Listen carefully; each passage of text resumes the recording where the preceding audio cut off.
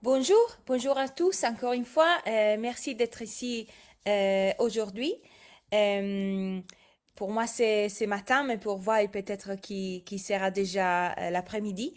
Moi, je m'appelle Pamela. Je suis ici pour vous montrer la plateforme d'Authenticate aujourd'hui. Avant de commencer avec la présentation, je vous partage des infos qui sont très importantes. Madame Slimani ne sera pas ici aujourd'hui. Et pour ces raisons-là, je vais vous dire ce que qu'elle aurait pu vous dire s'il était ici. Alors, l'enregistrement sera disponible après la session, mais l'IMIST partagera l'enregistrement directement, d'accord? Ainsi que moi, je n'enverrai pas l'enregistrement moi-même par email. Vous aurez l'opportunité de recevoir cet enregistrement directement par l'IMIST. Je crois que l'IMIST le publie dans un site internet pour tout le monde. La création de comptes, ça se fait seulement par l'IMIST. Moi, je ne peux pas vous activer un compte. Si vous avez utilisé Authenticate, la version ancienne d'Authenticate, cette version-là ne marche plus et chaque utilisateur recevra euh, un courriel de bienvenue, un nouveau courriel de bienvenue d'Authenticate et vous devez accéder d'une plateforme différente comparée à la plateforme que vous avez utilisée dans le passé. D'accord? Euh, Ainsi que ne m'envoyez pas des messages pour vous aider à créer des comptes parce que moi, je ne peux pas vous aider avec ça. Euh, pour ce qui concerne les attestations de participation, alors, on n'offre pas des attestations de participation pour ce type de session, ainsi que moi, je ne peux pas vous envoyer un certificat de ce type, et je crois que l'IMIS ne peut pas vous envoyer quelque chose comme ça non plus. Ainsi que il n'y aura pas besoin de m'envoyer un message pour me demander du certificat d'attestation parce que on n'en a pas. D'accord? Et ça, c'est tout pour commencer. Euh, Moi, si vous n'avez déjà, ou si vous n'avez jamais participé à une session de formation d'Authenticate, moi, je m'appelle Pamela. Je suis responsable des services professionnels et pédagogiques ici à Turnitin et je m'occupe d'Authenticate aussi. Moi, j'ai beaucoup de questions pour ce qui concerne les fonctionnements de la plateforme, mais je ne peux pas vous aider pour ce qui concerne les problèmes techniques. Pour ça, on devra demander à notre équipe de support technique et vous pouvez les envoyer un message directement en utilisant cette adresse email que vous voyez ici. Moi, j'enverrai l'enregistrement et ce type d'infos à l'IMIST et ils pourront le partager avec vous si vous en avez besoin. D'accord? Alors, pour commencer, je vous montre ce qu'on va voir aujourd'hui. On va justement introduire Authenticate très très vite parce que peut-être qu'il y a quelqu'un qui ne l'a jamais utilisé. Et après, on va voir immédiatement comment vous pouvez utiliser un compte chercheur ou professeur sur Authenticate. On va voir quelles sont les possibilités de paramétrage, comment on peut analyser un rapport de similarité, etc. Et on aura l'opportunité aussi de poser des questions sur la question et réponse que vous retrouvez ici sur Zoom. Vous n'aurez pas l'opportunité d'utiliser vos micros pour poser des questions. Euh, je vous donne une idée de la raison pourquoi on ne peut pas faire ça. On a maintenant presque 700 participants. Si tout le monde avait un micro, il serait un peu un problème de confusion. Et pour ces raisons-là, vous avez l'opportunité ici sur Zoom de poser des questions sur la chat questions et réponses. On a aussi une deuxième chat, mais ne posez pas vos questions sur les produits ou vos questions pour moi dans la chat. général parce qu'il ne serait pas possible de retrouver vos messages et vos questions par là. Alors, utilisez la Q&A, la question et réponse. D'accord? Alors, pour ce qui concerne Authenticate, on n'a pas encore mis en fonctionnement cette fonctionnalité pour vous donner l'opportunité de créer des notifications, mais on aura l'opportunité, je crois, dans la nouvelle année. Mais ici, on avait une date du 14 octobre pour avoir l'opportunité de créer des notifications, mais ça a changé et je crois que ça va être dans la nouvelle année. Mais si vous avez des questions sur ça, les notifications, etc., vous pouvez alors envoyer vos questions à l'IMIST et on pourra en parler. OK?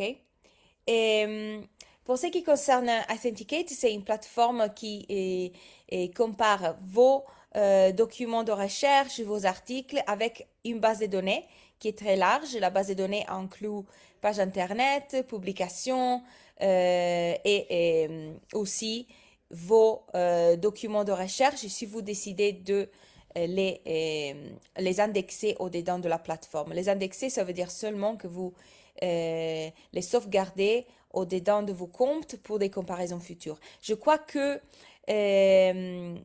dans les cas des universités marocaines, l'opportunité de indexer, de sauvegarder vos documents pour des comparaisons futures a été désactivée.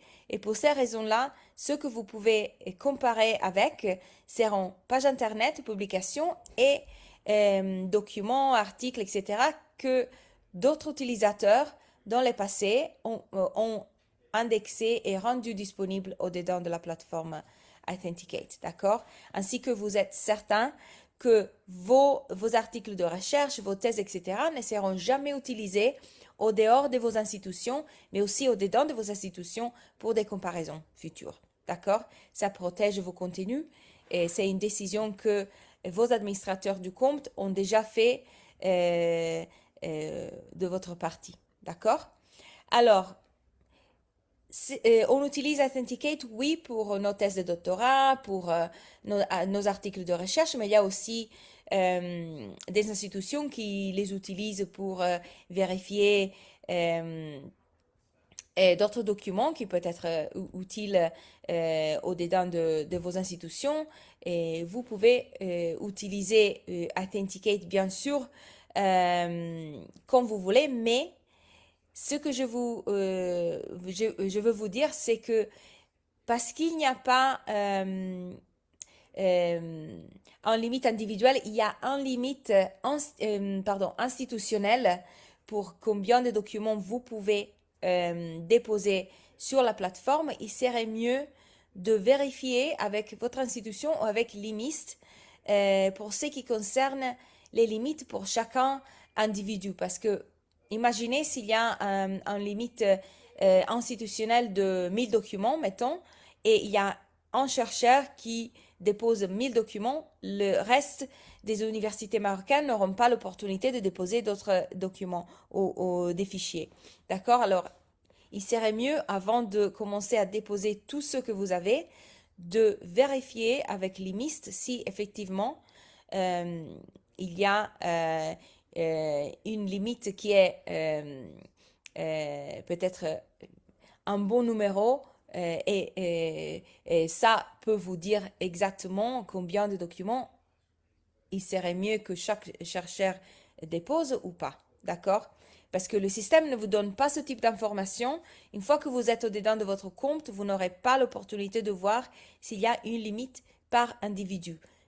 Et toujours, il serait mieux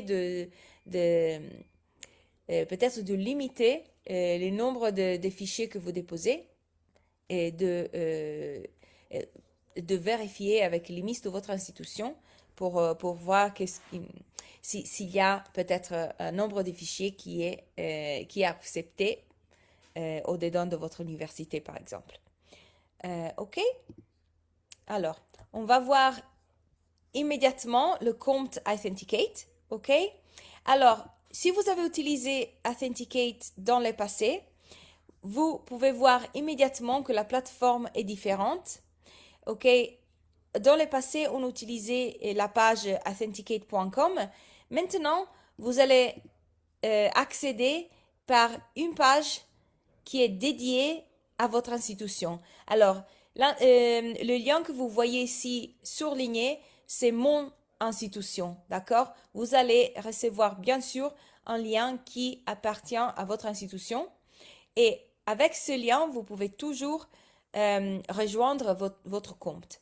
Alors, si vous n'avez jamais reçu un message de bienvenue pour cette plateforme, pour ce nouveau compte institutionnel, écrivez à l'IMIST pour les demander s'il y a l'opportunité d'être ajouté à un des comptes institutionnels des universités marocaines. D'accord? Mais rappelez-vous qu'il n'est plus authenticate.com, c'est un lien institutionnel qui vous permettra de vous enregistrer sur la nouvelle plateforme d'Authenticate. D'accord? Alors, une fois que vous avez créé un mot de passe, vous allez vous retrouver au-dedans d'une page comme la page que vous voyez devant vous maintenant. Alors, à gauche, vous allez voir 4 sections, mes fichiers, partagez avec moi, corbeille et paramètres. Alors, mes fichiers, c'est la partie que vous retrouvez au milieu de l'écran. Alors, au milieu de l'écran, il y a l'opportunité, bien sûr, de choisir de créer des dossiers et déposer au-dedans des dossiers ou de déposer des fichiers au dehors des dossiers avec l'option en vert ici en haut à droite. Alors, la deuxième option que vous avez, c'est partager avec moi ici à gauche. Quand vous retrouvez partager avec moi, vous pouvez ouvrir cette option en cliquant sur partager avec moi. Et s'il y a un collègue qui a partagé un dossier avec vous, avec tous les documents qu'il a déposés dans son propre compte, vous allez les retrouver ici. OK? Cette option vous donne aussi l'opportunité d'ouvrir un dossier partagé avec vous et d'ajouter, de déposer des documents que vous voulez que votre collègue visualise directement au-dedans de son dossier, d'ici. D'accord? Alors, ça, c'est quelque chose de très important parce que ça vous aide à collaborer avec vos collègues. Et ça, c'est quelque chose qui vous aviez aussi disponible dans l'autre version d'Authenticate. Mais ici, c'est plus clair où vous pouvez le faire parce qu'il y a une section dédiée à ça.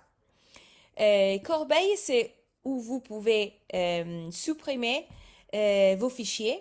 Si vous avez, par exemple, sur mes fichiers, vous avez déposé quelque chose que maintenant n'est plus utile pour vous, vous pouvez la supprimer et éliminer directement d'ici. OK? Vous pouvez envoyer les fichiers au-dedans de la corbeille avec une fonctionnalité qui existe sur mes fichiers. On va la voir dans quelques instants. D'accord? Maintenant, je vous donne justement des infos en général.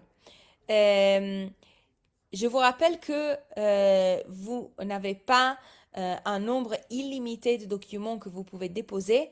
Et pour ces raisons-là, je vous conseille de n'éliminer pas des fichiers, au moins que vous êtes sûr que vous n'avez pas besoin de ce rapport de similarité ou de ce document ici dans vos listes. Parce que si vous éliminez quelque chose de la corbeille et vous la videz, alors dans ces cas, si vous avez besoin du même document, le système, oui, peut-être que le système va vous autoriser à déposer des nouveaux, mais ça va utiliser un crédit additionnel pour le même document que bien sûr vous aviez décidé de supprimer au-dedans de la corbeille.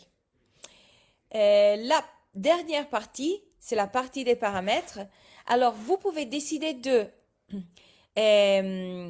activer ou désactiver ces paramètres avant de commencer à déposer des documents ou maintenant, pardon, ou après d'avoir déposé le document.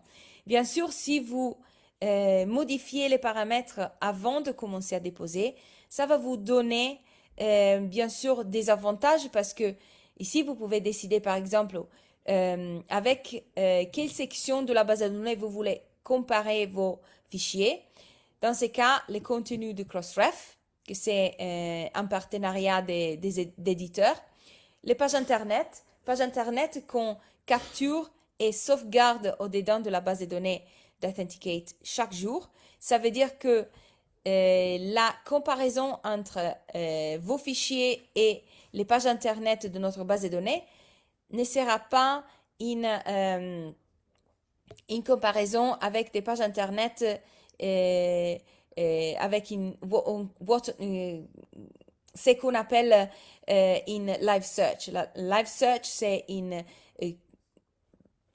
le type de comparaison que vous faites avec peut-être directement entre un fichier et Google ou peut-être Safari et des sites comme ça, d'accord? Dans ces cas, les pages Internet sont les pages Internet qu'on a capturées et sauvegardées au-dedans de notre base de données. Ça veut dire que, par exemple, s'il y a une page Google qui a disparu, peut-être hier, mais un de vos chercheurs l'a utilisé il y a un mois pour créer un article de recherche, la page sera toujours au-dedans de notre base de données parce qu'on l'aura sauvegardé et c'est là disparu pardon, hier de Google. Pas de problème parce que la copie restera toujours au-dedans d'Authenticate pour vous aider avec vos comparaisons. Œuvre envoyée, ok. Dans ces cas, parce que vous ne pouvez pas sauvegarder vos fichiers au-dedans d'Authenticate, les œuvres envoyées sont toutes les copies déposées par d'autres utilisateurs au dehors des universités marocaines qui ont utilisé Authenticate ou d'autres produits Turnitin autour du monde et, et n'importe quand, d'accord? Publications sont toutes les publications, les articles, etc., qui ne font pas partie du partenariat Crossref. Et aussi, on a les sources de préimpression. Si vous n'avez pas encore, par exemple, publié officiellement un article de recherche sur un journal, mais vous avez offert vos copies de vos articles à l'éditeur, il pourrait être que l'éditeur a rendu disponible ces copies de vos articles comme source de préimpression. Au-dedans d'un site internet, il y en a plusieurs qui publient des sources de préimpression, des articles qui sont en train d'être publiés, mais ils ne sont pas encore officiellement publiés, d'accord? On a des listes sur ça, on peut les envoyer à l'IMIST, vous montrer exactement quels sont les sites qu'on utilise pour les comparaisons des sources de préimpression, d'accord? Alors, la deuxième partie, c'est l'opportunité d'exclure et de filtrer le rapport de similarité avant de commencer à déposer. Alors, on peut exclure le résumé des faibles correspondances. Si vous avez utilisé Authenticate dans le passé, ok, les faibles correspondances, on pourrait les exclure par pourcentage ou nombre de mots. Dans la nouvelle version, c'est seulement les faibles correspondances par nombre de mots. La raison pour ce choix, c'est que les gérants de développement de produits ont effectivement calculé combien d'utilisateurs utilisaient les faibles correspondances exclusion par pourcentage. Ils ont trouvé qu'il n'y avait pas assez d'utilisateurs qui avaient besoin de cette fonctionnalité. Et pour ces raisons-là, ils ont seulement rendu disponible l'exclusion par nombre de mots. Il n'est pas possible de restaurer l'exclusion par pourcentage dans ce moment-là. On peut exclure matériel et méthode, bibliographie, citation directe et indirecte. OK? Ce que vous avez ici, c'est l'exclusion des sections personnalisées comme dernière section, comme deuxième option. Alors, ces sections personnalisées sont une liste d'exclusion créée par vos administrateurs et disponible par tous. OK? Alors, si vous voyez, par exemple, dans cette liste qu'il y a quelque chose qui manque, alors vous pouvez envoyer une liste de sections personnalisées à vos administrateurs et ils pourront euh, peut-être prendre une décision et voir si effectivement il y a besoin de sections personnalisées que vous avez suggérées, par exemple. Mais ici, vous ne pouvez pas ajouter des sections personnalisées. Vous devez demander à vos administrateurs d'en ajouter des autres. OK? Comme vous voyez ici, on n'a pas l'opportunité aussi, une opportunité qui existait dans l'ancienne version. Il n'y a pas l'opportunité ici pour vous de créer des exclusions des sites Internet. Si vous avez des sites Internet que vous voulez exclure de la comparaison, envoyez-les à vos administrateurs et ils pourront discuter avec vous si il est possible ou pas d'ajouter ces sites Internet dans la liste des exclusions. S'il y a des sites Internet qui ont été acceptés par les exclusions, ces pages seront exclues directement. Vous n'aurez pas l'opportunité de les voir ici. OK? Ainsi qu'il y a cette opportunité d'exclure les pages Internet, mais ces pages Internet seront seulement disponibles comme liste au-dedans du compte administrateur, pas au-dedans du compte chercheur. OK? Il n'est pas possible d'exclure des phrases comme il était possible dans le passé. Ici, vous n'avez pas cette opportunité. L'exclusion des phrases a été éliminée et vous avez seulement, comme vous voyez ici, l'exclusion des sections personnalisées. OK? Donc, vous pouvez choisir l'option qui vous plaît ou dont vous avez besoin. D'accord?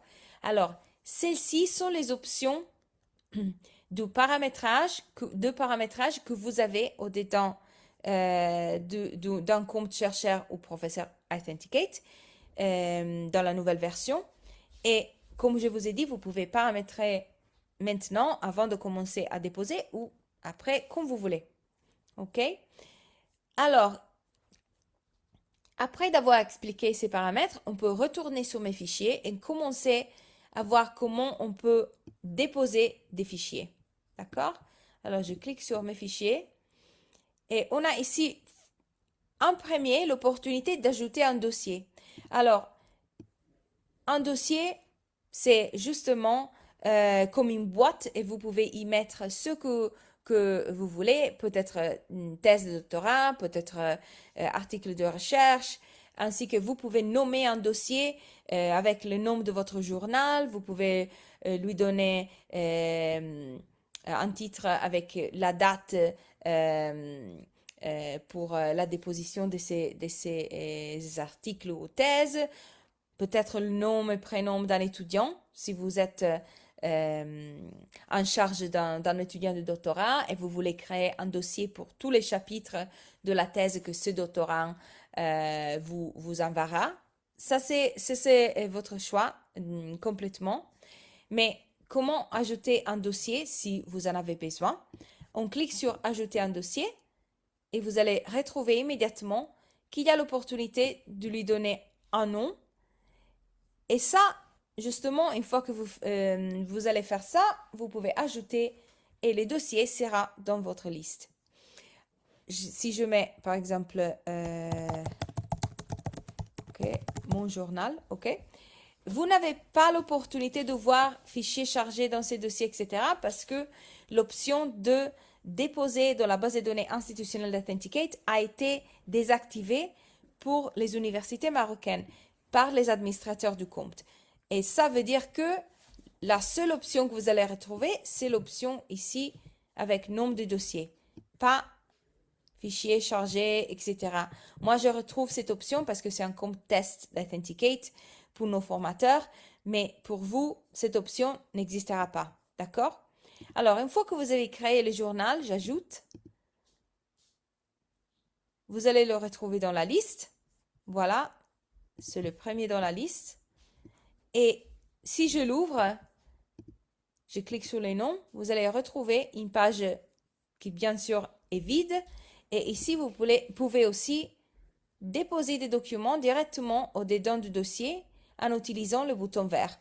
Dans ces cas, je dépose immédiatement chaque document au-dedans de mon dossier. D'accord?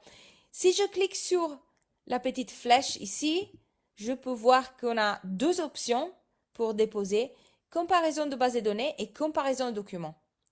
La comparaison de base de données, c'est la comparaison que vous faites entre votre document et l'entière base de données dont on a parlé il y a quelques minutes. Par exemple, je compare mon fichier, une thèse, un article de recherche, etc., avec les pages Internet, les publications et les œuvres envoyées. OK? Ça, c'est ma comparaison si j'utilise la comparaison de base de données. Si j'utilise la comparaison de documents, ça veut dire que je compare mon fichier avec une liste d'un maximum de 100 fichiers qui ont été choisis par moi de mon ordinateur pour les comparer avec mon document d'aujourd'hui. Alors, qu'est-ce que ça veut dire? Si je clique sur comparaison document, vous allez voir que le système vous demande de choisir un fichier principal. Mettons que j'ai un journal scientifique, ok? Et je reçois chaque jour milliers d'articles. Ok, aujourd'hui, j'ai reçu History of Spain et je l'ai lu et ça me paraît que, par exemple, non, c'est un article que il est très similaire à quelque chose d'autre que j'ai lu l'année passée. Peut-être que euh, mon idée, c'est que cet article a déjà été publié dans un autre journal scientifique et je veux vérifier ça. Alors, si j'ai des documents qui, je pense, pourraient être les documents qui sont très similaires à cet article que j'ai reçu aujourd'hui, je peux choisir ces fichiers. Ici, c'est un maximum de 5. J'ai choisi ces fichiers d'ici. OK. Et voici ma comparaison. C'est une comparaison que je fais avec des documents, des fichiers que j'ai choisis moi-même.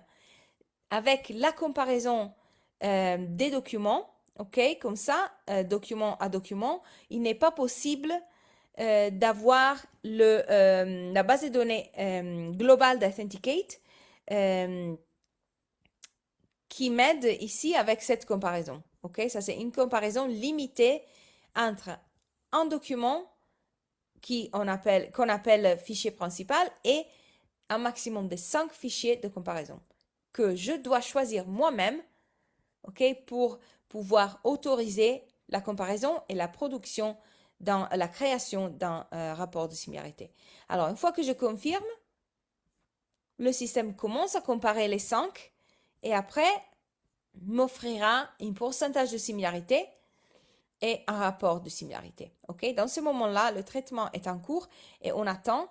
Mais si on va sur la comparaison de base de données pour vous donner une idée des différences, alors si je commence avec ça, le système immédiatement m'offre les exigences des fichiers, les types de fichiers pris en charge et les autres exigences relatives à la détection de l'IA. Ok?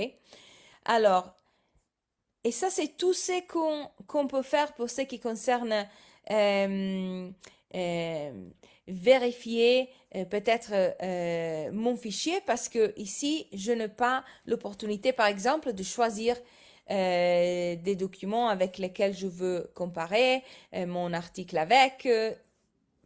Il n'y a pas ça. Il y a seulement cette liste des exigences des fichiers, etc. et la choix de, bien sûr,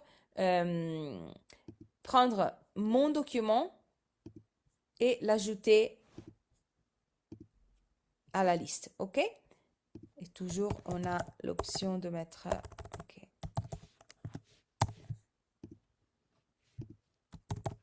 OK.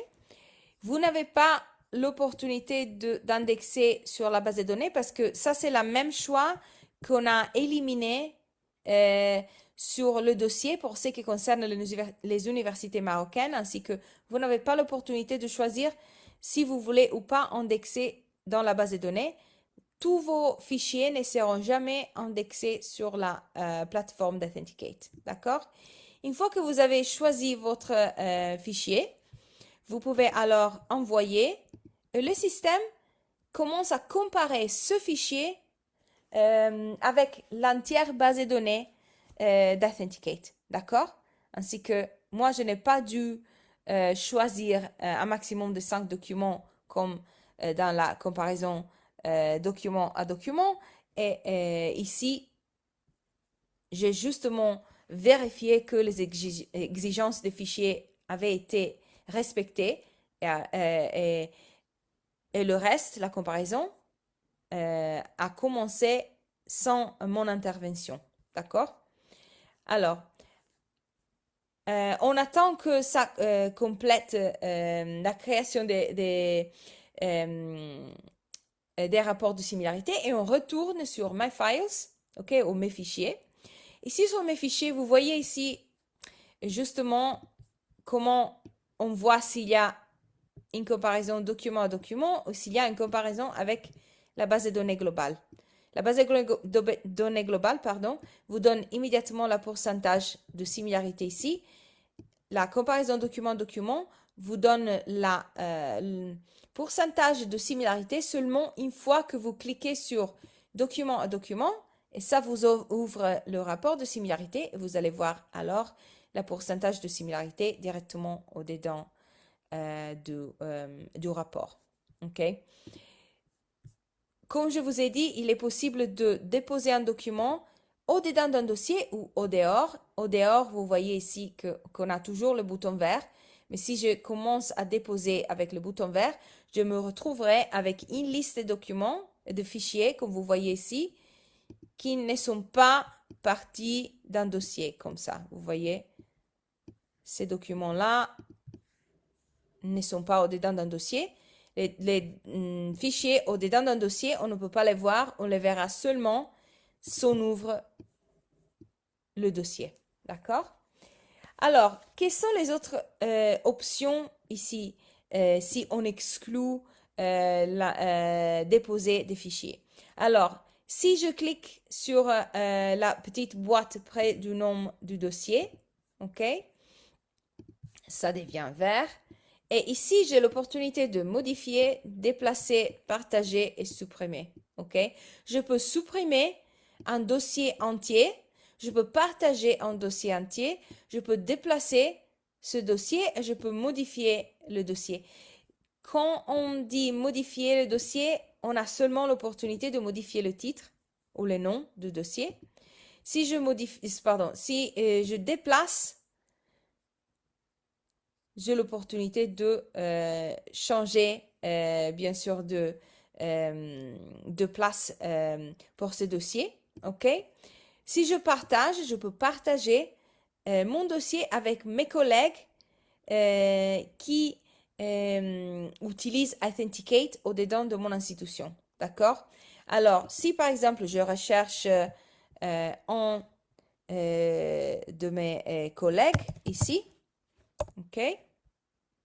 Voilà, je peux l'inviter à voir, à visualiser mon dossier avec tous les documents, tous les fichiers qui seront au-dedans, qui sont au-dedans. Alors, je l'invite et une fois que j'invite mon collègue à visualiser mon dossier et les fichiers qui sont au-dedans du dossier, vous voyez que une petite icône apparaît au-dedans de l'icône noire du dossier. OK? Si je n'ai jamais partagé avec un collègue, l'icône reste en noir et vous voyez qu'il n'y a pas un petit homme au-dedans de l'icône. Mais si j'ai partagé avec un collègue immédiatement, ou plusieurs collègues, je peux voir ici que ce petit personnage apparaît au-dedans de l'icône pour me dire, OK, tu as partagé ça avec quelqu'un. OK? Et si je clique encore une fois ici et je cherche de supprimer, alors ici, je peux déplacer ce dossier au-dedans de la corbeille. OK? L'entier dossier avec tous les fichiers qui sont contenus au-dedans. OK? Si j'ai besoin de déplacer seulement des documents individuellement, je peux choisir un des documents. Vous voyez ici avec l'icône en bleu, ça veut dire que ça c'est un document qui est justement au dehors de ces dossiers et qui peut être éliminé séparément. Alors, si je clique sur l'icône, ça devient vert. Et ces documents-là, je peux le supprimer. Vous voyez ici que l'option de partager n'existe pas pour les fichiers individuels. OK? Ici, ça c'est un gris parce que je ne peux pas partager des documents séparément. Je peux seulement partager des dossiers, OK, entiers. Mais je peux supprimer et une fois que je supprime, ce document sera immédiatement envoyé au-dedans de la corbeille ici à gauche. Mais la corbeille cachera ces fichiers ou ces dossiers au-dedans euh, au-dedans de sa boîte, mettons. Et seulement si je décide de supprimer définitivement au-dedans de la corbeille, ça c'est les moments dont tous ces documents disparaîtront d'Authenticate directement. D'accord? Alors, et si je vous montre la corbeille comme ça fonctionne, par exemple, je peux choisir un dossier, ok, et le restaurer, ça veut dire le renvoyer dans la liste de mes fichiers ou le supprimer définitivement. Je peux faire ça avec un dossier, mais aussi avec chaque fichier. Si je clique sur supprimer définitivement, le système me donne un certain avis et un certain avis et me dit es-tu sûr de vouloir éliminer ça? Parce que si tu le fais, ce document ne pourra pas être récupéré. Et ça, c'est la raison pour laquelle je vous dis, pensez bien à ce que vous voulez éliminer, parce que si vous l'éliminez d'ici, ça veut dire que vous devez déposer des nouveaux et ça va utiliser, et si vous n'avez besoin, bien sûr, et ça va utiliser d'autres crédits pour le même document que vous aviez déjà déposé. D'accord? Alors moi, je ne veux pas supprimer définitivement ces documents. Je le laisse ici. Et je retourne sur mes fichiers. OK? Et ça, c'est maintenant peut-être le moment de continuer à déposer, de continuer à créer des dossiers ou de réviser ou d'analyser les rapports de similarité. D'accord? Alors, justement, je vous montre ce qu'on peut retrouver au-dedans des 3 points. Ici, vous avez de nouveau l'opportunité de modifier, déplacer, supprimer, mais aussi vous avez l'opportunité de récupérer les numéros d'enregistrement de la copie. Avec ce petit code, vous pouvez investiguer avec notre équipe de support s'il y a des problèmes techniques, s'il y a quelque chose qui ne vous semble pas correct, si par exemple vous voyez ici qu'il y a un pourcentage de similarité, etc. Mais vous cliquez sur le pourcentage et le rapport ne s'ouvre pas. Vous pouvez toujours envoyer le numéro d'enregistrement de la copie à l'équipe de support et ils pourront analyser s'il y a un problème technique qui ne vous permet pas de visualiser le rapport, par exemple. Ils pourront investiguer si vous les envoyez ce numéro d'enregistrement de la copie. D'accord? Alors, on peut commencer peut-être avec la visualisation d'un rapport de similarité document à document. OK? Je vous ouvre ça. Et vous allez voir que la comparaison ici a été faite entre seulement le document principal, le fichier principal, et les 5 documents ou 4 documents que vous avez ajoutés vous-même. OK? Alors, au centre de l'écran, c'est toujours, on trouve toujours, pardon, le fichier principal. OK? Et à droite, entre toutes les sources, les fichiers qu'on a utilisés pour la comparaison, les fichiers que j'ai ajoutés moi-même de mon ordinateur. OK? Je peux voir aussi la pourcentage de similarité globale. Ça, c'est toujours disponible. Je peux voir quel est le fichier qui a la plus grande similarité avec l'article que j'ai déposé comme fichier principal. OK? Vous pouvez voir le nombre de mots aussi. Et après, je peux aussi filtrer. OK? Ici, la petite section en vert clair. OK? Je clique là et vous pouvez aussi décider de changer les filtres d'exclusion, de peut-être exclure les sources de préimpression, etc. Bien sûr, les options des filtres sont limitées parce que vous n'avez pas la base de données globale ici disponible pour faire comment dire, des expériments ici. OK, on peut retourner sur le rapport de similarité. Et bien sûr, on peut cliquer sur History of Spain ici à droite et voir le deux documents face à face et retrouver les similarités ici entre les deux et décider si effectivement il y a un problème avec ce fichier principal ou pas. OK? Vous avez cette option directement ici avec l'autre option aussi. Je clique sur partie 2, 3, 4, OK? Et ça me montre toutes les parties du texte qui sont similaires entre les deux fichiers. D'accord? Alors, pour ce qui concerne les options additionnelles, OK, on a l'option de voir s'il y a effectivement des sections personnalisées qui ont été identifiées et exclues. Par exemple, si on a décidé d'exclure l'introduction, et on pourra voir si entre les sections personnalisées, on a des similarités entre les deux introductions, les introductions entre le document principal et les autres qu'on a utilisés pour la comparaison. On a la possibilité d'utiliser les indicateurs pour voir s'il y a du texte masqué ou texte en blanc, caractère en blanc, ou caractère remplacé, s'il y a par exemple un remplacement de caractères de l'alphabet latin avec des caractères de l'alphabet cyrillique, par exemple, dans mon cas. Je vais expliquer ces indicateurs, les sections personnalisées, un peu plus en détail une fois qu'on commence à analyser un rapport de similarité avec un fichier qui a été comparé avec la base des données globales parce que ça me donne un peu plus d'évidence.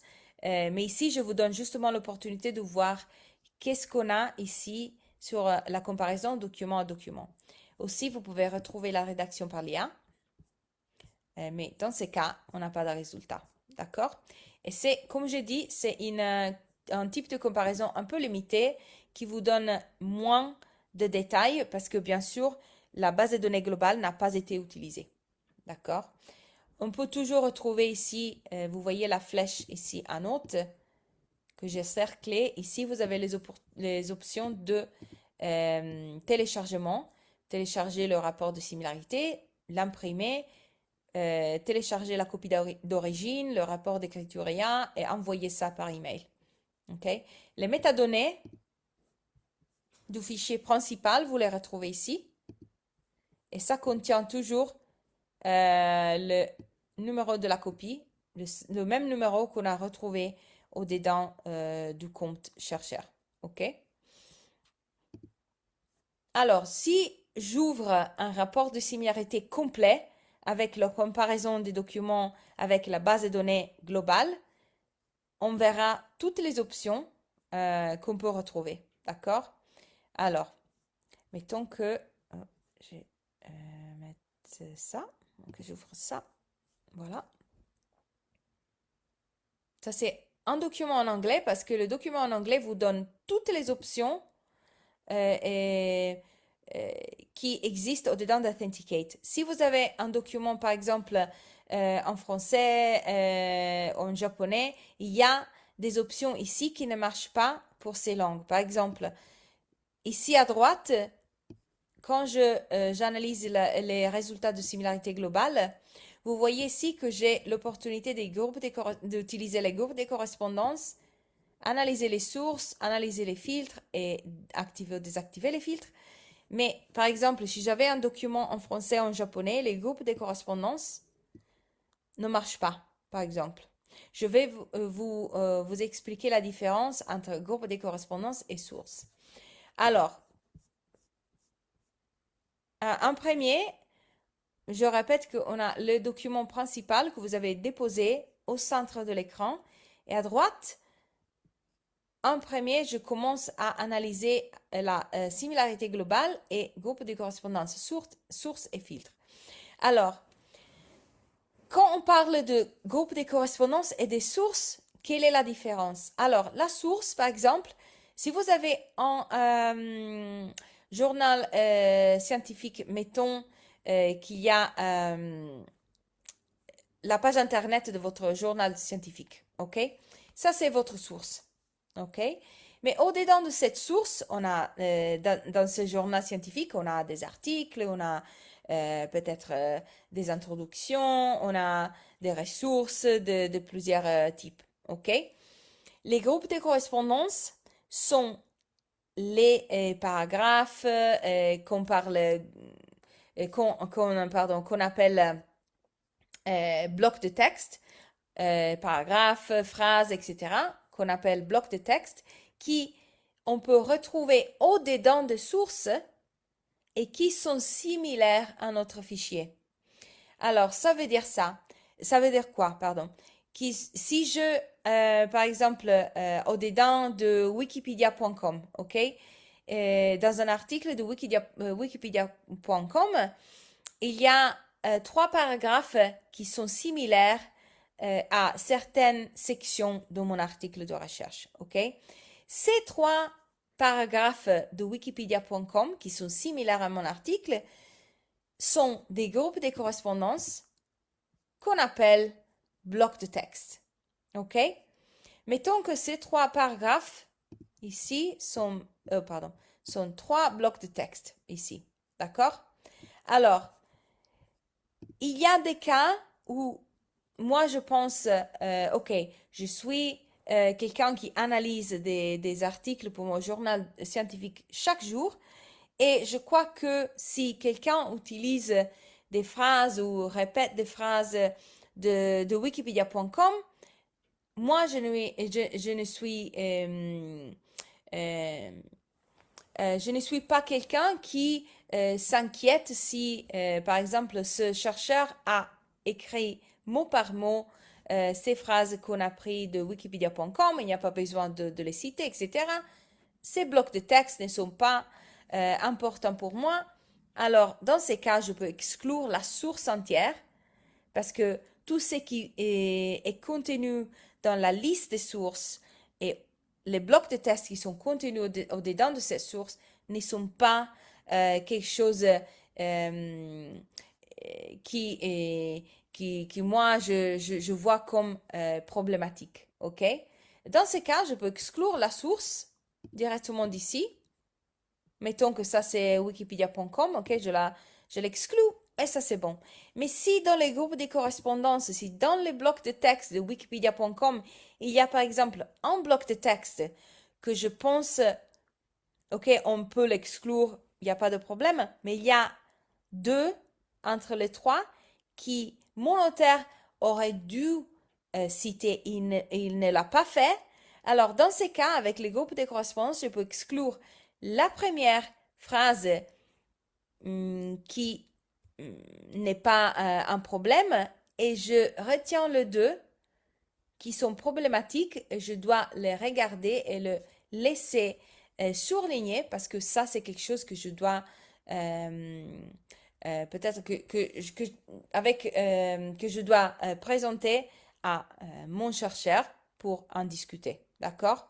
Alors, les groupes de correspondance vous donnent l'opportunité d'exclure des blocs de texte et pas toujours l'entière source parce qu'il y a au-dedans des sources certaines parties, peut-être en particulier si on parle de champs de la médecine ou de la science en général, on a toujours des définitions, des descriptions de théories scientifiques, etc., de pathologies dont on n'a pas besoin de citer chaque fois l'auteur original. Si moi, je cite, par exemple, dans mon texte, sans mettre entre guillemets la description de la théorie de la relativité de Einstein, il n'y a pas dans mon champ personne qui va croire que moi, j'ai créé, que j'ai inventé cette théorie. Alors, il y a des cas où on a des phrases au-dedans dans un article de recherche qui sont des blocs de texte qui n'ont pas besoin d'être cités. Je peux les exclure comme bloc de texte, comme paragraphe individuel, mais il y a d'autres choses que je dois retenir parce qu'il y a par exemple une partie de mon article où j'aurais dû peut-être faire un sommaire avec mes propres mots, je ne l'ai pas fait. Dans ces cas, j'ai besoin que ces parties du texte soient surlignées parce que je dois en parler avec mon chercheur. D'accord? Et pour cette raison-là, le bloc de texte, dans cette source-là, j'ai la première ici. Je peux la regarder et décider si, mettons, c'est la description d'une théorie scientifique qui ne peut pas être changée et tout le monde la connaît. Je n'ai pas besoin de la citer, entre guillemets ou autrefois. Alors, dans ces cas, je peux l'exclure et ça, l'exclut de chaque source où cette phrase, cette exacte phrase se retrouve. OK?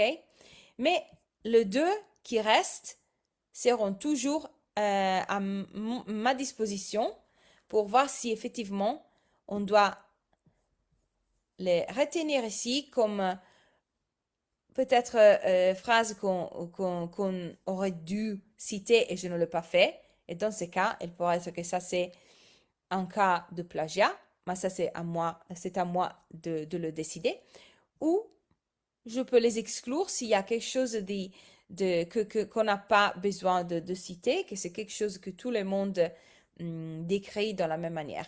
OK? Dans ce cas, c'est un procès euh, de, d'analyse du DNA.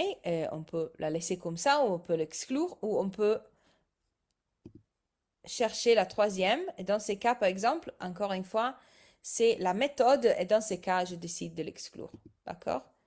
Et ça va disparaître, comme j'ai dit, de la liste des sources ou de chaque source où cette phrase a été inclue. OK? Et ça me laisse avec seulement le dernier bloc de texte, que c'est quelque chose que qu'aurait dû citer et je ne l'ai pas fait. OK? Ainsi que, parce qu'il y a peut-être plusieurs fois un mélange de bonnes pratiques et mauvaises pratiques au-dedans du même article. Et c'est à nous d'analyser chaque fois les résultats pour décider si effectivement il y a du plagiat, d'autoplagiat ou seulement une bonne pratique pour ce qui concerne mon champ de recherche où tout le monde utilise des phrases, des descriptions, des théories, etc., qui se présentent dans la même succession de mots chaque fois, et il est accepté que je répète ces phrases, ces descriptions de théories exactement mot par mot sans devoir citer. D'accord? Ainsi que ça, c'est la différence entre les correspondances et les sources. OK? Je peux exclure les sources entières. Dans ces cas, j'exclus tous les blocs de texte à la même fois, ou groupe de correspondance où je peux décider quels sont les blocs de texte au-dedans de chacune source que j'ai envie d'exclure, ok, ou de retenir. D'accord? Alors, ce que je voulais dire aussi, c'est qu'une fois que vous excluez des groupes de correspondance, de blocs de texte, le pourcentage se réduit parce que, bien sûr, vous allez exclure des phrases, des paragraphes de la comparaison. Et toutes les exclusions que vous faites, les sources ainsi autant que les blocs de texte apparaîtront au-dedans de la liste des exclusions. Vous voyez ici que moi maintenant j'ai 12 exclusions.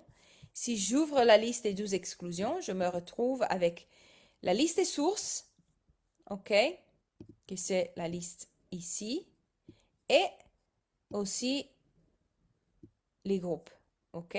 Ainsi que vous pouvez trouver, pardon, euh, tout ce que vous avez exclu directement d'ici. Le bloc de texte, vous le retrouvez ici. D'accord? On peut retourner. Je vous rappelle que, parce que c'est très important, toujours il y a des doutes pour ce qui concerne l'interprétation des résultats de similarité. Quand on retrouve un pourcentage de similarité, un taux de similarité, et n'importe si le taux de similarité est 21% comme dans mon cas ou 79%, le taux de similarité globale ne vous montre pas s'il y a du plagiat ou pas. Ce que le pourcentage de similarité vous montre, c'est s'il y a des similarités de textes similaires entre la base de données et votre texte et votre fichier. D'accord? Ça n'est pas un taux de plagiat, c'est un taux de similarité.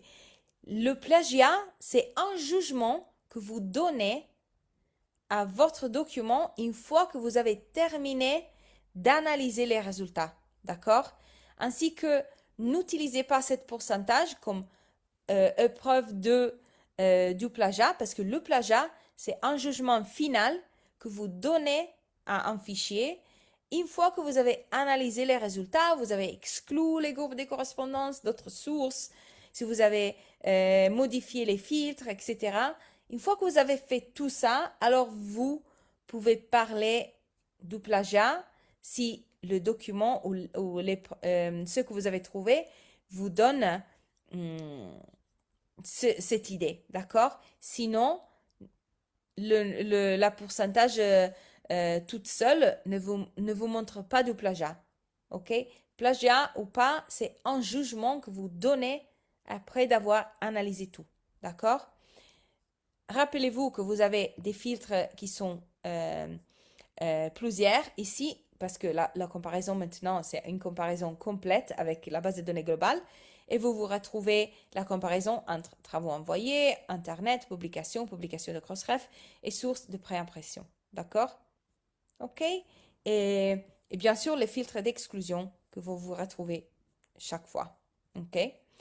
Et comme je vous ai dit, seulement par mot et pas par pourcentage non plus. OK? Et oui, c'est très important de voir les sources aussi, parce qu'il y a toujours, si vous voulez par exemple décider, si vous avez l'intention d'exclure les faibles correspondances par nombre de mots, vous pouvez voir ici combien de mots chaque source vous présente. S'il y a effectivement des sites internet que vous voulez retenir dans la liste ou pas, combien de mots vous voulez exclure une fois que vous regardez un peu le type de phrase que le système a identifié. Par exemple, si je clique sur ce site internet, je vois ici que, ok, c'est une phrase que peut-être tout le monde va exprimer de la même manière, mais on va voir aussi 13 mots. On peut regarder un peu ce qu'on retrouve et décider si effectivement on a besoin d'exclure ça ou pas. OK?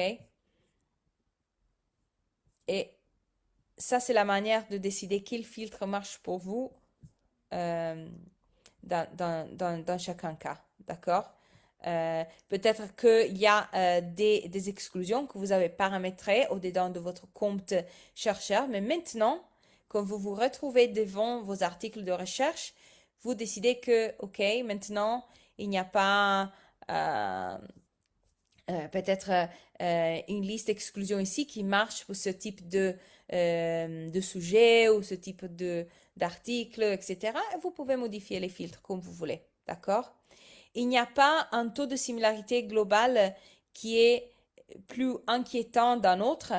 Alors, si je me retrouve un pourcentage de similarité de 79%, par exemple, ça m'apparaît immédiatement très large, mais une fois que je commence à filtrer, exclure et regarder effectivement ce que mon chercheur a fait, alors dans ces cas, il y a des champs de recherche où on peut inclure plusieurs phrases et comme j'ai dit, description des théories, etc.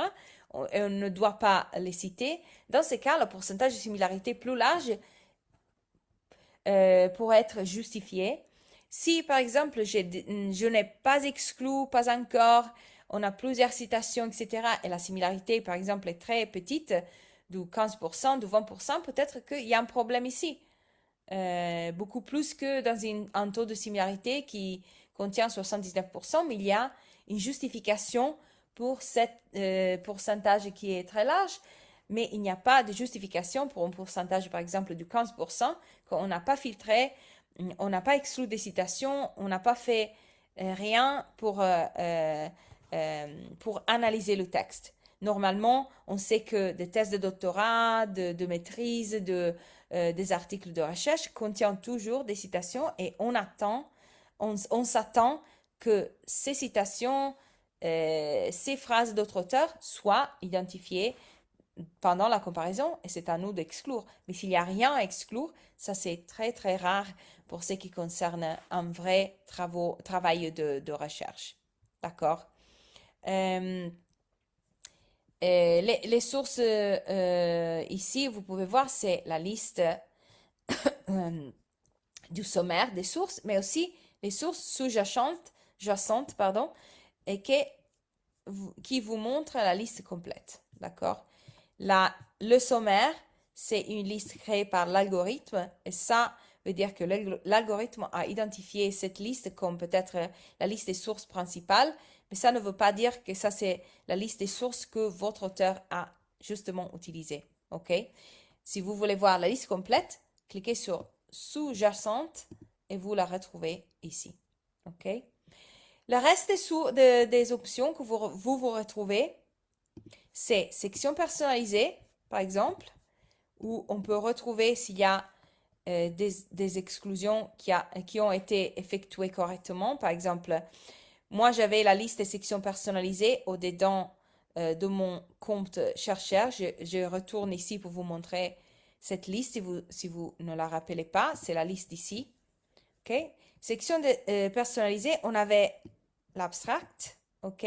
Si je retourne sur mon article, voici l'abstract qui a été identifié entre les sections personnalisées. Moi, j'en ai pas des autres, mais si vous en avez plusieurs, alors le système va identifier les autres aussi. Moi, j'avais seulement l'abstract et ça, c'est la seule section personnalisée retrouvée. Et dans ces cas, OK, si je clique sur abstract, le système me montre, OK, ça c'est l'abstract. Est-ce qu'il y a de problèmes ici? Est-ce que, OK, on peut peut-être limiter ce que l'abstract contient. Par exemple, OK, la première partie, c'est problématique, mais la deuxième partie, je crois que c'est original. Alors, dans ce cas, je peux modifier les limites et dire, OK, il n'y a pas besoin de vérifier la section après Research. OK, je confirme les modifications et dans ces cas, OK, la partie de l'abstract analysée maintenant, exclue, c'est la partie de ces 74 mots inclus de DNA à Research. Si je décide de annuler les modifications pour retourner à l'original, pas de problème, on annule et ça retourne comment auparavant, ok, avec la partie bleue, ok, en bleu, pardon. Je peux retourner, ok. Ici, il aurait dû annuler, n'a pas annulé, mais voilà. Je confirme les modifications et ça, maintenant, est retourné plus ou moins à l'original, d'accord? Je peux aussi décider de n'avoir pas cette section surlignée comme ça, ok? Et pour ces raisons-là, je peux exclure et la section personnalisée, dans ce cas-là, a terminé d'être surlignée, mais je peux toujours retourner et à modifier cette option avec afficher les paramètres. OK, si je clique sur afficher les paramètres, je peux sélectionner abstract et ça retourne dans sa limite originale. OK. Les indicateurs, comme j'ai montré au début, vous montrent texte masqué. S'il y a quelque chose, par exemple, en blanc qui a été identifié, normalement, s'il y a quelque chose en blanc, le système le cercle en rouge et les caractères étaient en blanc en origine. Et ça veut dire que moi, j'ai essayé d'inclure ces caractères en blanc pour manipuler le texte. Normalement, on fait ça pour cacher que cette phrase ici, par exemple, vient d'un autre auteur, mais moi, je voulais la passer comme si c'était original. Et pour cette raison-là, j'ai ajouté des caractères en blanc parce que les caractères en blanc n'existaient pas dans la source originale. Et ça, c'est ma manière d'essayer de manipuler et de passer cette phrase comme mienne.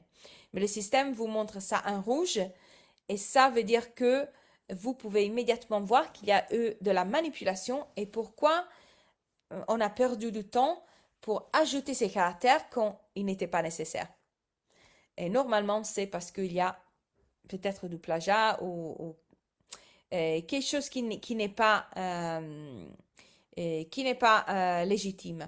Alors, si par exemple cette phrase-là existe déjà dans sa forme originale au-dedans de la base de données, elle sera retrouvée avec les noms et prénoms de l'auteur, nom de l'article, etc.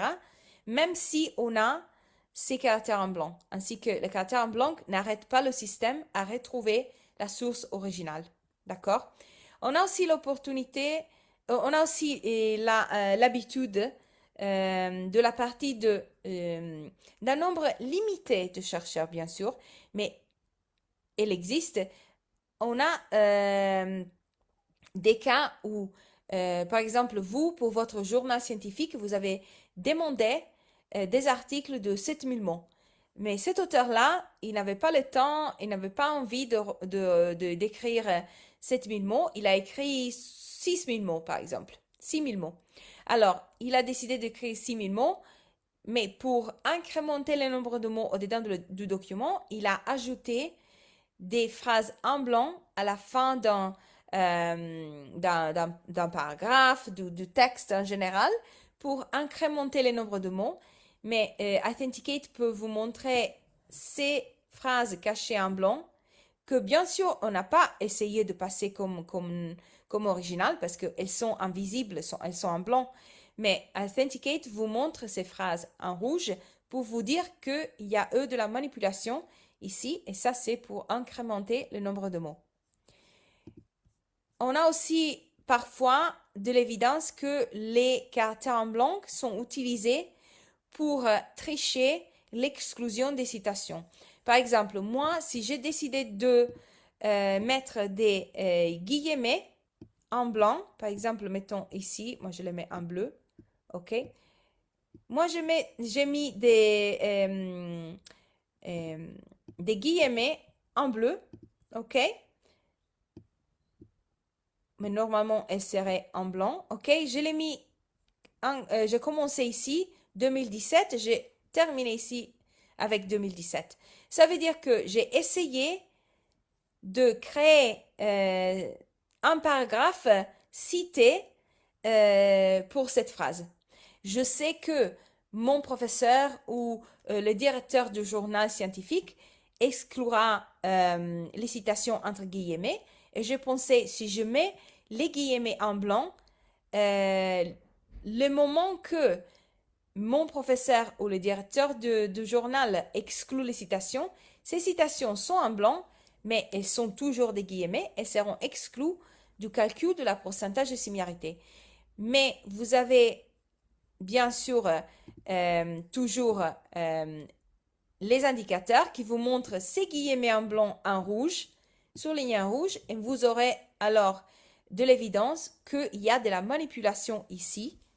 Et immédiatement, vous allez voir que on parle de guillemets et vous pouvez alors ajouter ce pièce d'évidence à votre liste peut-être de points de discussion avec votre étudiant, votre chercheur, etc. D'accord? Alors, c'est toujours quelque chose qui vous aide à voir des choses qui seront autrefois invisibles à vos yeux. D'accord? Alors, la dernière partie, c'est la rédaction par l'IA. OK? Dans la rédaction par l'IA, on retrouve bien sûr un pourcentage de similarité pardon, un pourcentage de détection IA, pas de similarité, détection IA, qui vous montre s'il y a des parties de texte qui peut-être vous montrent si on pourrait avoir utilisé IA pour les créer. D'accord? Alors, le pourcentage de détection IA n'est pas un pourcentage qui vous montre sans doute qu'on a IA ici, ok? Ce pourcentage ne vous dit pas qu'il y a dans toute sûreté, pardon, dans toute sûreté qu'il y a de l'IA ici. Le système vous dit que 27% du texte, ok, a été détecté comme généré par l'IA parce que cette partie du texte montre de l'évidence d'écriture IA. Alors, par exemple, s'il y a des répétitions qui sont utilisées par des systèmes d'écriture IA tous les temps, par exemple, la même manière de commencer une phrase, un paragraphe, de terminer une phrase ou un paragraphe, la règle des trois points d'évidence. Par exemple, si je dis que, OK, cet système d'évaluation inclut ces trois points principaux. A, B, C. Ça, c'est la règle des trois points d'évidence qui l'IA utilise très, très souvent au-dedans des textes créés pour des auteurs. OK? Alors, dans ces cas, et peut-être que je suis quelqu'un qui écrit comme ça tous les temps. Par exemple, ça, c'est ma manière d'écrire ou d'expliquer peut-être euh, mon discours, par exemple. OK? Ça, c'est la manière d'écrire que j'ai. Je mets toujours ces trois points d'évidence. Alors, oui, ça pourrait être peut-être un signal, pardon, un signal d'IA, mais pourrait être aussi quelque chose qui c'est un faux positif. Et ça, c'est la raison pour laquelle je vous dis que ce pourcentage n'est pas un pourcentage fixé, ok, où vous pouvez certainement dire, oui, il y a de l'écriture IA ici. Le pourcentage, justement, comme le pourcentage de similarité, doit être interprété et analysé. D'accord? Parce qu'il pourrait être aussi que le système a identifié l'utilisation de l'IA, mais il pourrait être que moi, comme quelqu'un qui peut-être a appris l'anglais à l'école ou appris l'espagnol à l'école ou le français à l'école, moi, j'ai utilisé, par exemple, pour traduire mon pensée de ma langue native à l'anglais, au français, etc. J'ai utilisé un système IA pour le traduire, mais le pensée, c'est le mien. Je peux bien sûr présenter évidence que j'ai écrit cette phrase dans mon langue. J'ai justement seulement traduit cette phrase avec un système IA parce que moi, je ne pourrais pas le faire. Je ne pouvais pas le faire parce que je ne connais l'anglais assez ou le français assez pour le faire correctement. Et le système détecte plusieurs systèmes de traduction aussi.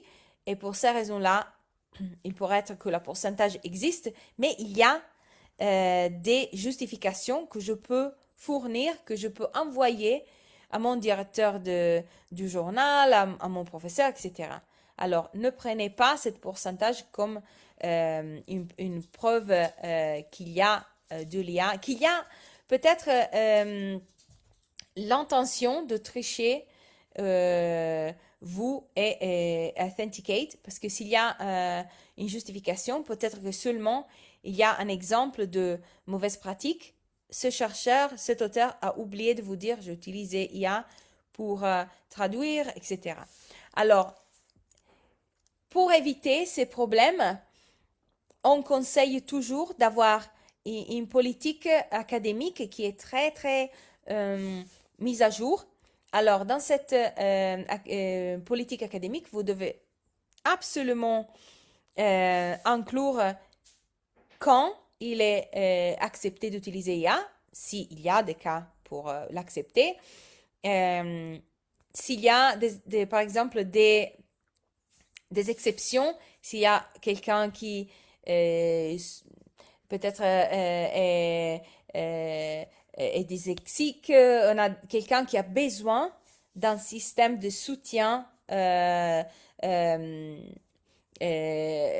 logiciel par exemple, ou un outil qui effectivement utilise l'IA, mais moi, j'ai une raison très légitime pour l'utiliser, mais tout ça doit être inclus comme exclusion, comme cas accepté, scénario accepté au-dedans de votre politique académique pour bien sûr éviter des problèmes dans le futur.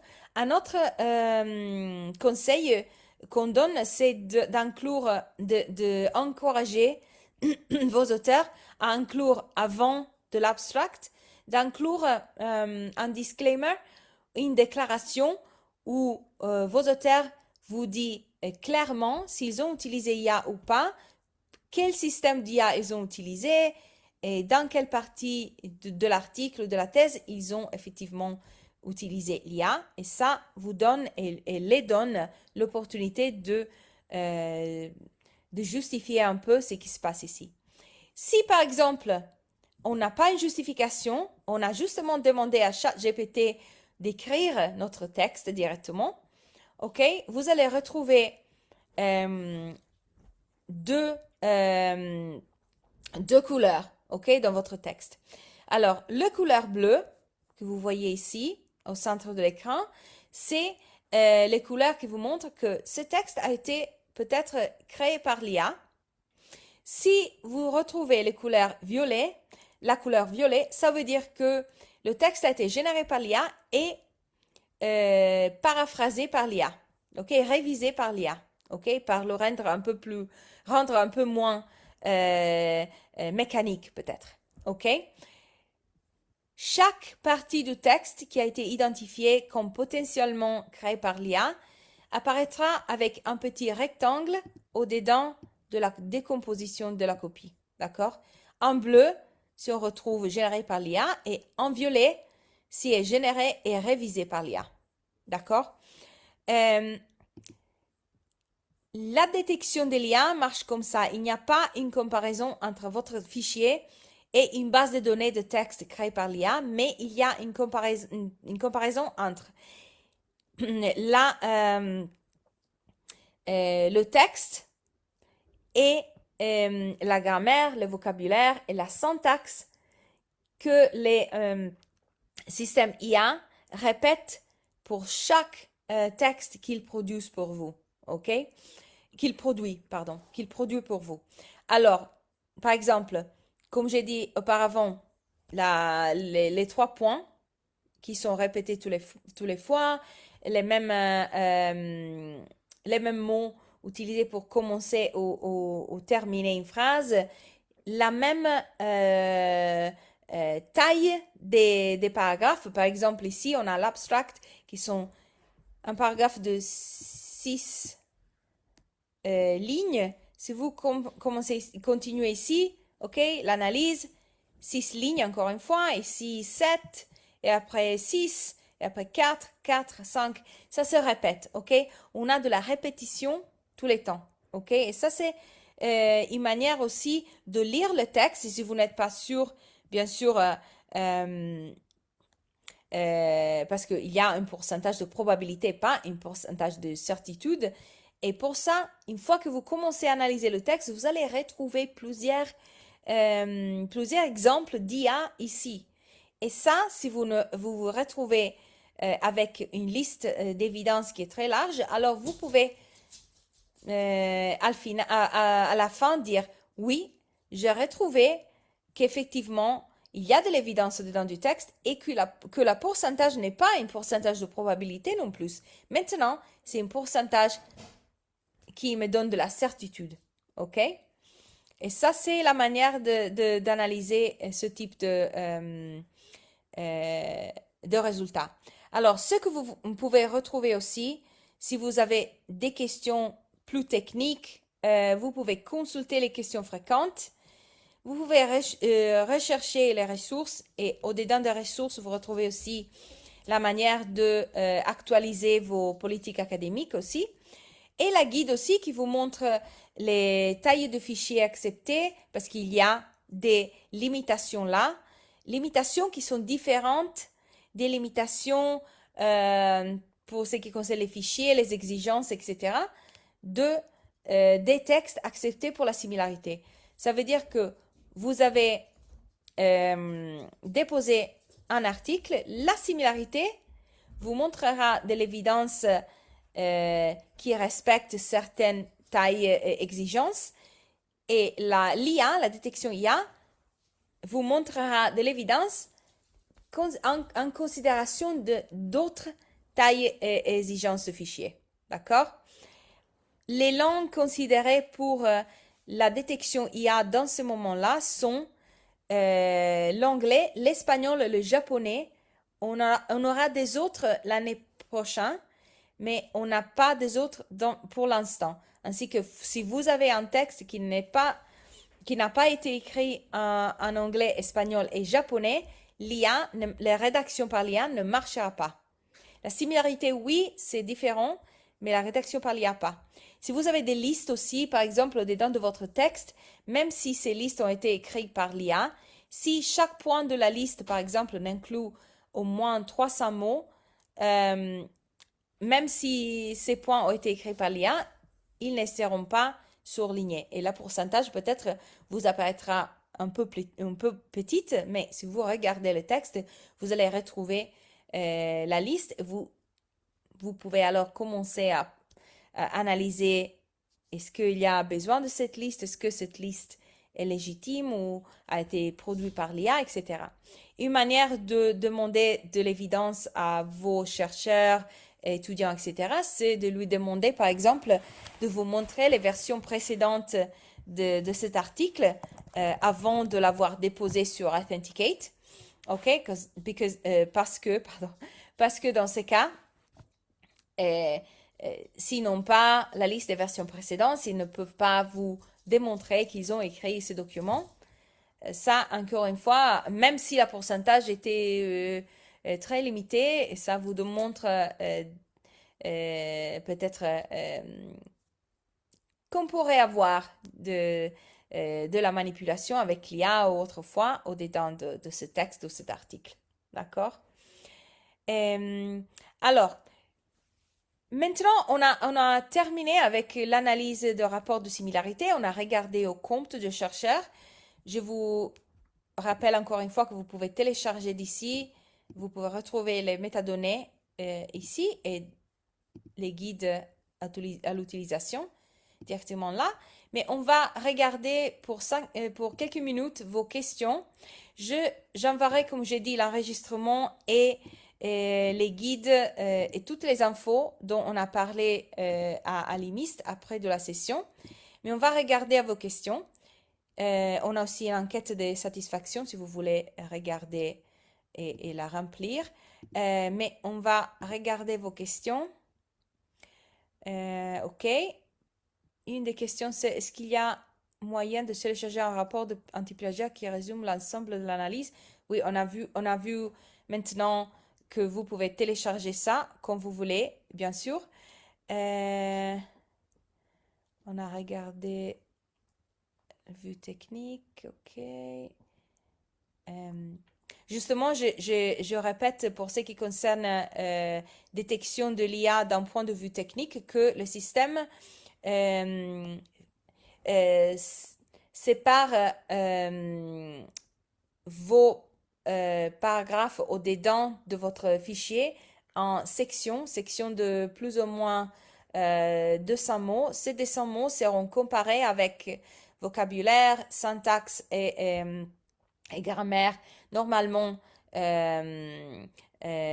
utilisés par l'IA. Et avec cette comparaison, le système donnera une évaluation avec des notes entre 0 et 1 à chaque de ces sections au-dedans de vos fichiers. Et ces notes seront utilisées pour produire la pourcentage de détection IA. Ça veut dire que euh,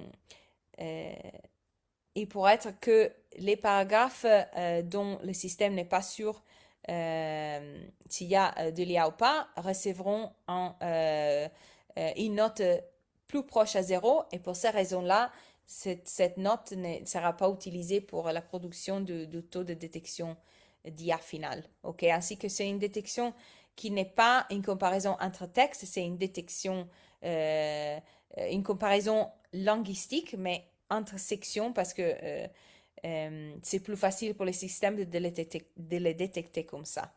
OK. Euh, OK. Pour ce qui concerne la similarité, la langue arabe est supportée au 100%. La seule différence que vous avez, c'est que, bien sûr, avec la langue arabe, on est toujours en train d'ajouter des articles, de, d'augmenter la base de données. Et pour ces raisons-là, la seule raison pour laquelle vous vous retrouvez peut-être des limites, c'est avec la base de données qui est en train de s'incrémenter. Euh, et pour ce qui concerne euh, les exclusions de la bibliographie et des citations, il n'y a pas de problème pour les exclusions en arabe parce qu'on a des listes euh, des traductions pour ce qui concerne, je sais pas, l'équivalent des bibliographies ou des citations. On exclut l'équivalent en arabe normalement, ainsi que si vous avez bibliographie en arabe, le système devrait reconnaître l'expression en arabe et vous aider à l'exclure. Mais bien sûr, si vous vous retrouvez avec des exemples où le système n'a pas exclu les citations, on n'a pas exclu la bibliographie en arabe, il serait mieux si vous les envoyez, si vous envoyez la liste de ces exemples à l'IMIST, ils pourront l'envoyer à nous et euh, on pourra alors l'analyser. D'accord? Alors, si vous rédigez un article en français, par exemple, et après le publiez en arabe, après avoir utilisé DeepL, par exemple, DeepL utilise une base IA pour faire des traductions. Alors, on ne parle pas d'Authenticate qui considère ça comme plagiat. Authenticate ne peut pas vous donner ce type de jugement, mais ce que vous devez considérer, si vous avez utilisé DeepL, considérez votre éditeur. Pas Authenticate, considérez si, par exemple, l'éditeur considère les traductions faites par DeepL comme euh, quelque chose de pas acceptable, d'accord? Ainsi que si vous utilisez quelque chose d'EPOL, ChatGPT ou quelque chose peut-être que vous considérez légitime, vérifiez avant d'envoyer vos articles à vos éditeurs, à vos professeurs, etc. Parce que ils pourront avoir des règles et des procédures qui sont différentes. Peut-être qu'ils jugent l'utilisation de ces outils différemment de vous. Et vous allez vous retrouver avec un article qui sera rejeté, refusé. Il serait mieux de contacter peut-être votre professeur ou l'éditeur pour lui demander s'il est possible de faire des traductions avec un outil IA et seulement de traduction et voir s'ils acceptent ou pas. Parce que Authenticate ne peut pas vous donner des idées sur ce qui concerne il y a du plagiat, il y a de l'IA, ça sera accepté, ça pas. OK? Euh, OK, laissez-moi voir. Ok, oui. Si vous avez rédigé quelque chose qui Authenticate vous montre comme IA, peut-être comme j'ai dit auparavant, que vous avez un type d'écriture, et grammaire, vocabulaire, etc., qui ressemble beaucoup à la grammaire, syntaxe, etc., utilisée par des outils IA quand ils écrivent des fichiers pour vous. Et ça, c'est quelque chose que vous devez peut-être voir avec euh, peut-être vos professeurs ou pour voir si vous pouvez peut-être rendre la langue un peu plus dynamique ou s'il y a effectivement un cas où ils doivent ignorer ce type de résultat parce que vous avez effectivement écrit tout ça vous-même. Ok, voilà, tout de continue. Alors, est-ce que le système accepte des fichiers PDF scannés? Ça, c'est une bonne question parce qu'on accepte des PDF, mais pas de PDF scannés parce que les PDF scannés sont des images. Alors, le système ne peut pas produire un rapport de similarité avec des images. Ok, vous pouvez les lire et voir peut-être dans vos ordinateurs que vos ordinateurs les sauvegardent comme PDF, mais pour Turnitin, ces fichiers seront toujours des images. Alors, vous devez avoir les copies Word ou copies PDF dans votre ordinateur, mais pas des copies scannées. OK? On ne peut pas détecter du plagiat pour ce qui concerne la section de la détection IA. La détection IA ne détecte pas du plagiat. Le plagiat, comme j'ai dit, c'est quelque chose que vous mettez comme jugement sur un document après avoir analysé les résultats de similarité et ce que les indicateurs vous montrent, etc. L'IA fait une détection différente parce que c'est pas un type d'analyse de similarité entre un texte et une base de données. Rappelez ça. Les rapports de similarité au IA apparaissent après quelques minutes au maximum, normalement. Euh, comment ça va? Alors, est-ce que le système peut signaler des passages copiés ou similaires dans un manuscrit? Si vous avez écrit tout ça avec un stylo, peut-être, et vous le mettez au-dedans d'Authenticate, ça ne peut pas être détecté. C'est que le système détecte, c'est quelque chose que vous avez écrit avec un ordinateur, pas avec un stylo. OK?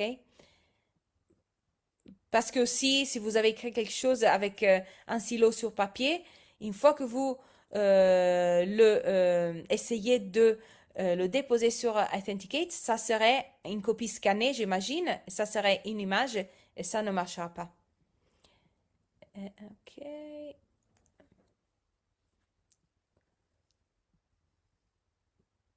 Si vous avez des questions pour ce qui concerne ce que votre institution ou les MIST considèrent comme problématique, ou vous avez des questions pour ce qui concerne ce qui pourrait être vu comme plagiat potentiel, etc., vous devez contacter directement votre institution pour lui demander effectivement quels sont les scénarios où il considère quelque chose comme du plagiat ou problématique. D'accord? Il n'est pas possible au-dedans d'Authenticate de vous dire ça parce que c'est une plateforme qui n'a pas qui ne donne pas l'opportunité de effectivement de différencier ce type de scénario.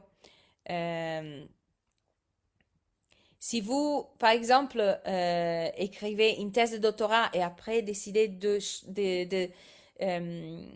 euh, de créer des articles de recherche à partir de votre thèse, alors dans ces cas, ça c'est une pratique très normale, mais toujours, il serait important de vérifier avec vos institutions et les éditeurs pour voir si effectivement ils considèrent peut-être de l'autoplagiat, si vous prenez seulement le chapitre de votre thèse et vous le présentez comme article sans changer rien, si vous changez 50% de cet article, vous retenez l'autre 50%, si ça est considéré d'autoplagiat ou pas, ce sont des scénarios que vous devez décrire, pardon, que vous devez discuter avec vos institutions, professeurs ou vos éditeurs si vous êtes en train de publier.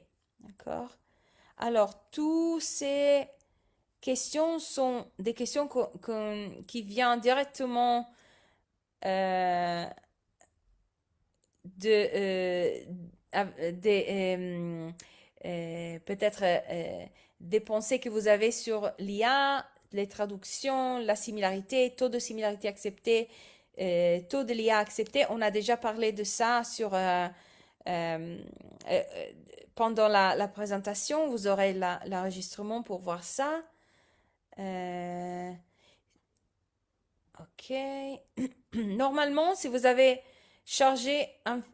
déposé un fichier de 40 pages et ça a pris 20 minutes, il y a peut-être de problèmes. euh, Recherchez problème de connexion Internet, recherchez euh, s'il y a, par exemple, beaucoup d'images au-dedans de votre 40 pages, ça, ou, ou si vous n'êtes pas satisfait du tout de ça, vous pensez que c'est un problème d'Authenticate. Moi, je ne le crois pas parce que normalement, ça va très vite. Mais si vous pensez qu'il y a un problème avec Authenticate, écrivez à notre équipe de support pour lui demander peut-être d'investiguer un peu plus dans le détail et ils pourront vous donner des réponses. Alors,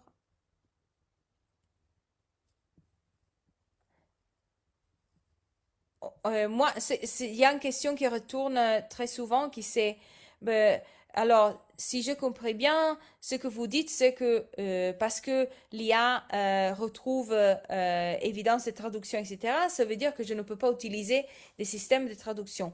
Ce n'est pas ça ce que je dis. Ce que je vous dis, c'est que il est mieux si vous contactez vos professeurs et vos éditeurs pour lui dire que vous avez utilisé des systèmes de traduction. Parce que s'ils n'acceptent pas ce type d'opération, vous serez bien sûr euh, vous serez dans une situation difficile parce que ce sont vos professeurs et ce sont vos institutions et vos éditeurs qui décident ce qui est accepté ou pas. Alors, moi, je vous dis seulement que le système peut identifier des traductions faites par l'IA. C'est que je ne peux pas vous dire si ces traductions sont acceptées ou pas par vos institutions et par vos éditeurs. Vous devez toujours vérifier avec eux. D'accord? Et ça, c'est tout, je crois. On a déjà dit que la détection IA est disponible dans ce moment-là pour l'anglais, l'espagnol et le japonais et qu'il y aura d'autres langues dans la nouvelle année. D'accord? Alors, moi, je vous remercie pour être resté avec moi pour répondre à ces questions, pour parler de ces questions. Toutes les questions que j'ai vues vraiment étaient euh, euh, plus ou moins concentrées sur le même thème. Mais bien sûr, si vous avez d'autres questions, on peut toujours envoyer ces questions à l'IMIST et ils pourront les renvoyer à moi ou à l'équipe technique pour vous donner d'autres réponses. D'accord? Alors, moi, j'ai la liste de vos questions d'aujourd'hui. S'il y a quelque chose, je vais la réviser. S'il y a quelque chose de différent entre ce que j'ai déjà, donc j'ai déjà répondu, on pourra vous envoyer, je vous enverrai, pardon, les réponses. Mais je pense de ce que j'ai vu que toutes les questions étaient concentrées autour de est-ce que je peux traduire? Est-ce qu'il y a un taux de similarité ou de plagiat accepté? Est-ce qu'il y a des langues en particulier qui peuvent être identifiées par l'IA, la détection IA ou pas? Euh, mais je vais réviser la liste des questions et s'il y a quelque chose d'autre qui est différent de dont on a déjà parlé, je vous enverrai les réponses. Euh, euh, euh, et je les enverrai à l'IMIST et ils pourront les partager avec vous. D'accord? Alors, encore une fois, merci beaucoup à tous pour être restés ici jusqu'à la fin. Et moi, je sais que pour euh, plusieurs de nous, on commence les vacances la semaine prochaine, ainsi que si vous êtes en vacances aussi, je vous souhaite de bonnes fêtes et on se reverra dans la nouvelle année, dans le 2026. Et merci beaucoup, bonne journée et merci Nora aussi pour votre soutien aujourd'hui et à bientôt. Merci à tous. Au revoir.